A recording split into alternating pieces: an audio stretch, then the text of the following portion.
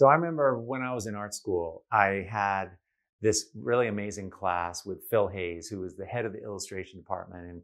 And this is a huge, big deal. This class, you wait. It's sort of towards the end of your time at art school for this class.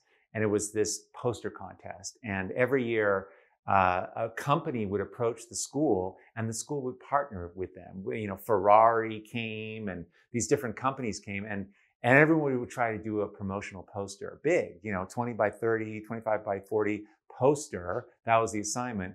And what was so cool about it is that the company would come and evaluate at the end in the big gallery, and they would choose one. And if you won this thing, it was a huge deal because there was, probably 150 students working on this, and it was your term. And I think, so often there was money involved, and it was a big deal. And we're all wanting to be illustrators. We were all wanting to get our work out there. So this was irresistible and scary at the same time. So when we got the class, the company was the Salvation Army. And for those of you who don't know about this organization, it's a faith-based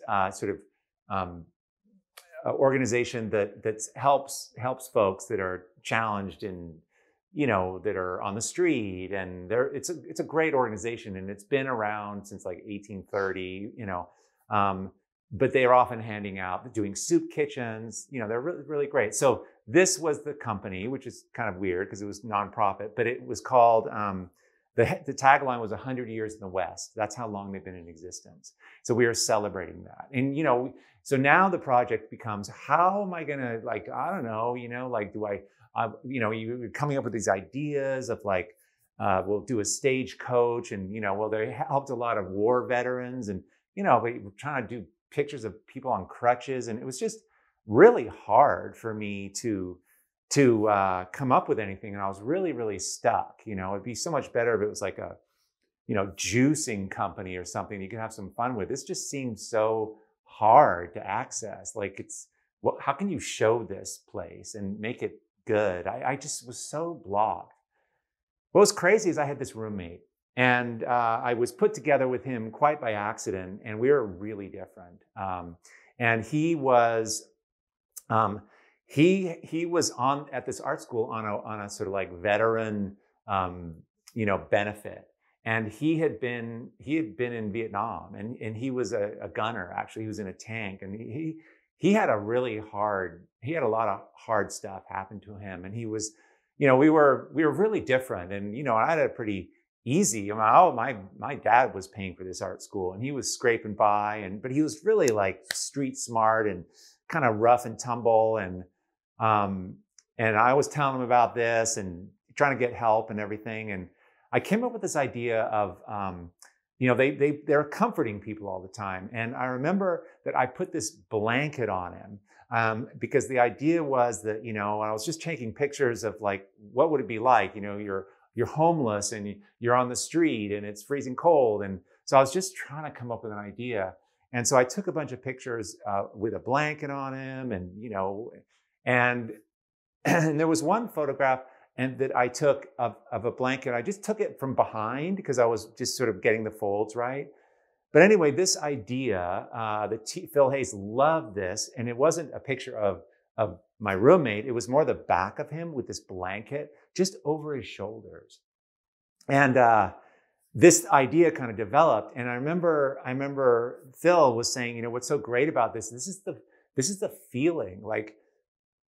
What would it feel like? I mean, this was the lesson, what does it feel like to be held? What does it feel like to be taken care of? And it was so interesting because my roommate was he just needed a hug, and it was this interesting how it all came about. But I remember actually putting this blanket on him and how it made me feel and how he kind of felt. And it was sort of emotional, but this was the image that we were kind of going with. And I ended up taking it, I illustrated this picture, and I had this light coming down. So it was really this romance of it, just kind of almost a spiritual, just caring. And you could just see the Salvation Army emblem on the blanket. It wasn't in your face, but it was just the idea of what it feels like, the emotion of being held, of being cared. Anyway, this is Nicholas Wilson at Art to Life. And what I'm talking about is emotion. And that story is when I figured out the power of this and how important it is, and that's what communicates. Because that day came when the Salvation Army came, and there were hundreds of these posters that everyone had done everything, people on crutches and all this stuff. And mine won. And it won because they couldn't put it down. They just kept feeling it. And they spoke about that. I got to understand, like, in all that work, that this was the feeling of their company. And this is the feeling they wanted to give people. And this is what we're doing in our work. And sometimes we get distracted or we don't trust it. And sometimes we think it's just about the materials. And sometimes it can be. But don't forget, like, have that. It's the emotional stuff that we feel. Like, we can feel things and try to bring that into our work.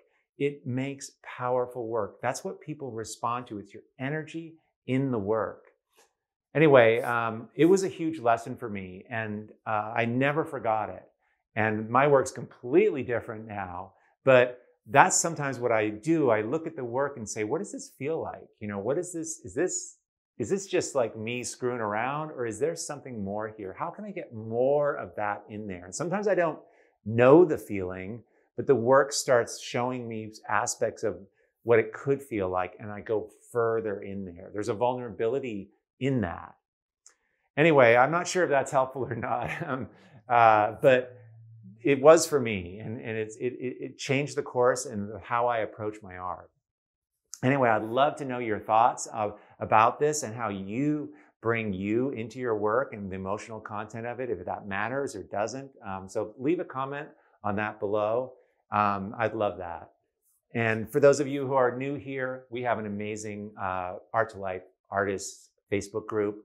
Please join. It's amazing. All kinds of artists from all over the world. It's really cool. Listen, thanks for being here. I appreciate it.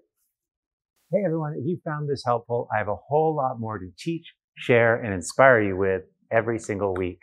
So please join the Art to Life YouTube channel by clicking the subscribe button below. Okay, great. Let's do this.